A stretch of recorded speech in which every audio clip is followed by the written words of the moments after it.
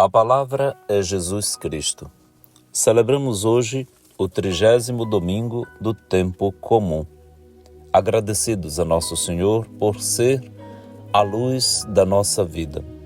Peçamos a Deus a graça de um feliz domingo, aquele que conclui a segunda e conclusiva etapa do Sínodo da Sinodalidade na Igreja Católica, sob a presidência do Papa Francisco, neste mês de outubro, que já chega ao seu final. Agradeçamos também a Deus pelo tempo que nos deu para viver o mês das missões e louvemos ao Senhor por toda a ação missionária da Igreja Lumen Gentium, luz dos povos, em cujo rosto brilha a face de seu Senhor e Fundador, Jesus Cristo. Bom domingo para todos.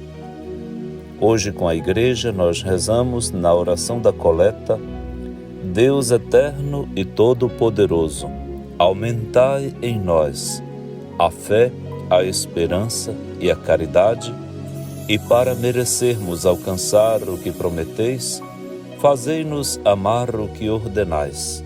Por nosso Senhor Jesus Cristo, vosso Filho, que é Deus, e convosco vive e reina na unidade do Espírito Santo, por todos os séculos dos séculos.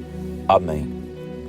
A liturgia da palavra deste 30º domingo do tempo comum tem na primeira leitura o texto do livro do profeta Jeremias, no capítulo 31, versículos de 7 a 9. O salmo responsorial será o Salmo 125, com 4 estrofes e, rezado entre elas, o refrão: Maravilhas fez conosco o Senhor, exultemos de alegria. A segunda leitura está na carta aos Hebreus, no capítulo 5, versículos de 1 a 6. E o evangelho deste domingo será o de Marcos, no capítulo 10, versículos 46 a 52. Convido você então de coração sinodal, aberto, disposto como discípulo missionário a ouvir Jesus, ouvir o seu evangelho. Proclamação do Evangelho de Jesus Cristo segundo Marcos, capítulo 10, versículos 46 a 52. Naquele tempo, Jesus saiu de Jericó, junto com seus discípulos e uma grande multidão. O filho de Timeu, Bartimeu, cego e mendigo, estava sentado à beira do caminho. Quando ouviu dizer que Jesus, o Nazareno, estava passando, começou a gritar: Jesus, filho de Davi, tem piedade de mim. Muitos o repreendiam para que se calasse, mas ele gritava mais ainda: Filho de Davi, tem piedade de mim. Então Jesus parou e disse: Chamai-o. Eles o chamaram e disseram: Coragem, levanta-te, Jesus te chama. O cego jogou o manto, deu um pulo e foi até Jesus. Então Jesus lhe perguntou: O que queres que eu te faça? O cego respondeu: Mestre, que eu veja. Jesus disse: Vai, a tua fé te curou. No mesmo instante, ele recuperou a vista e seguia Jesus pelo caminho. Palavra da salvação. Glória a vós, Senhor. Neste evangelho vemos Jesus saindo de Jericó com uma grande multidão. Essa multidão segue Jesus, mas será que todos sabem realmente o que de fato significa segui-lo? Ainda hoje há multidões que seguem Jesus, que se dizem cristãos, mas não são todos dessas multidões que seguem Jesus conscientemente, com os olhos bem abertos. Há muitos que seguem por interesse, como vimos no evangelho do domingo passado. Jesus, porém, quer que o sigamos conscientemente, enxergando a realidade e os desafios. Nesse caminhar junto com Jesus, nesta sinodalidade com Jesus. Há os que perseveram e há os que ficam à margem do caminho.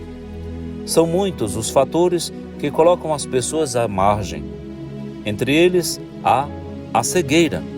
Assim sendo, Jesus encontra com o cego Bartimeu, que estava à beira do caminho.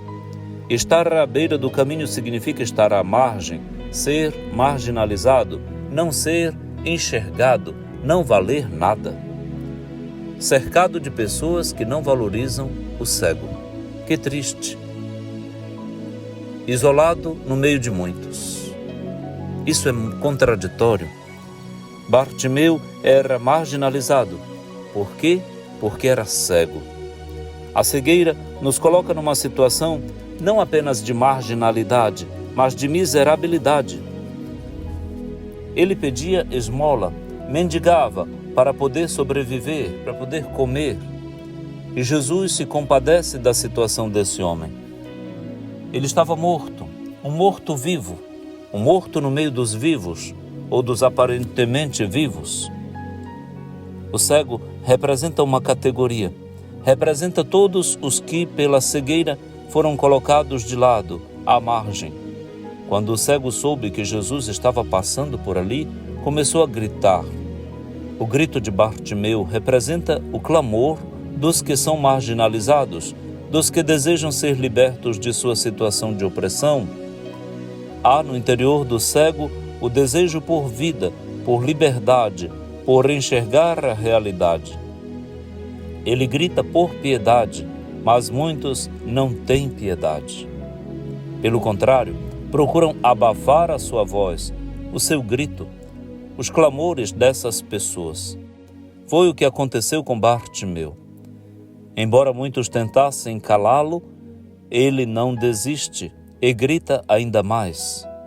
Os clamores não podem se calar, pois se eles se calam, não poderão ser ouvidos, e se não são ouvidos, a situação não será mudada. Às vezes não ouvimos clamores, mas não é porque não existem, é porque estão sendo abafados. E nós, com nossa cegueira e surdez, ou seja, com nossa alienação espiritual, não percebemos e achamos que está tudo bem.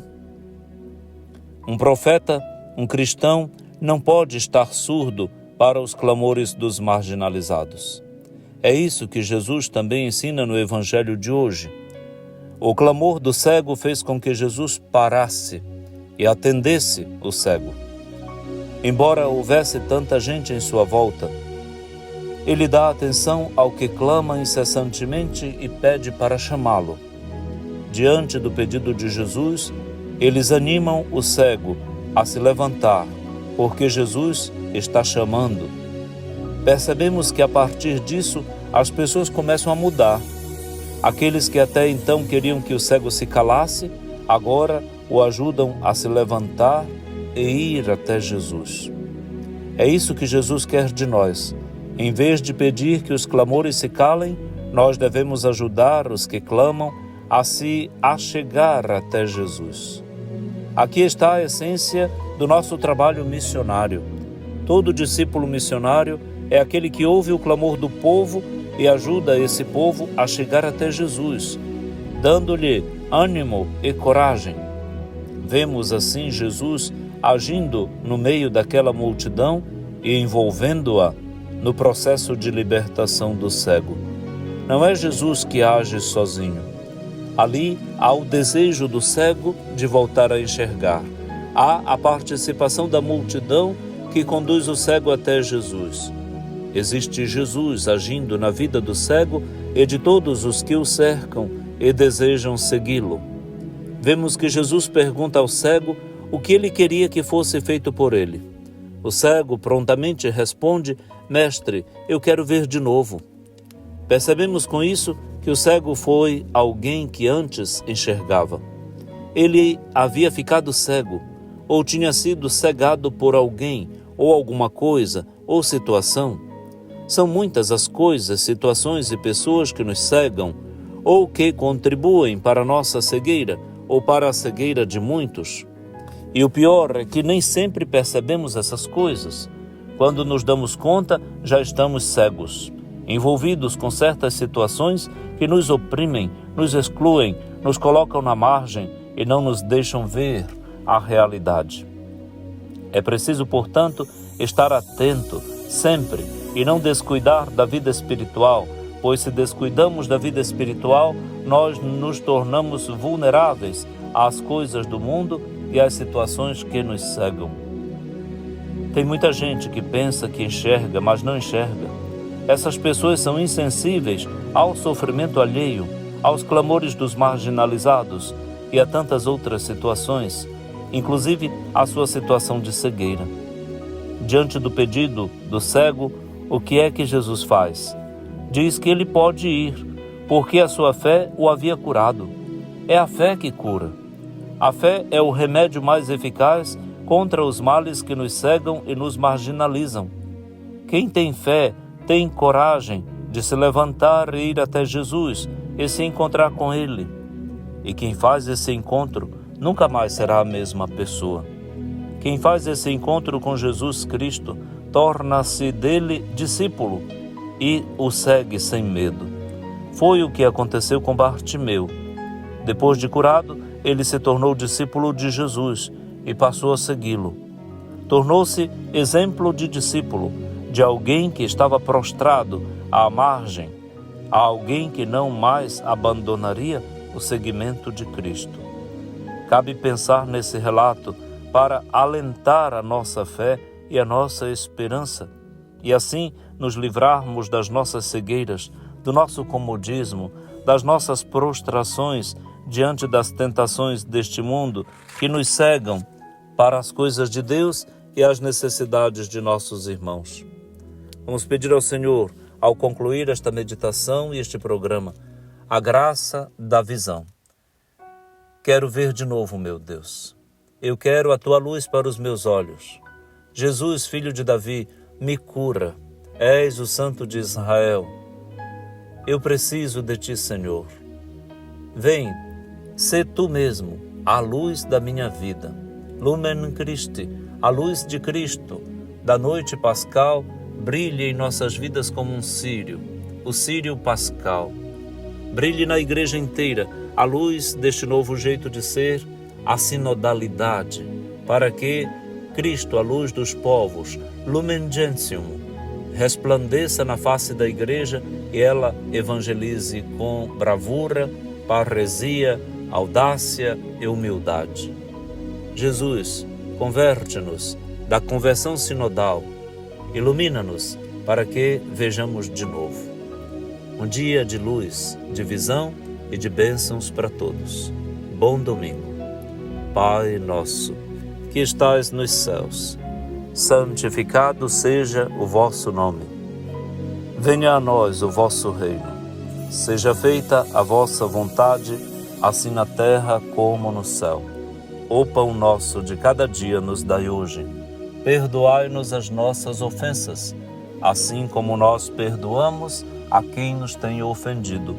E não nos deixeis cair em tentação, mas livrai-nos do mal. Amém. Abençoe-lhe o Deus Todo-Poderoso, que é Pai e Filho e Espírito Santo. Amém.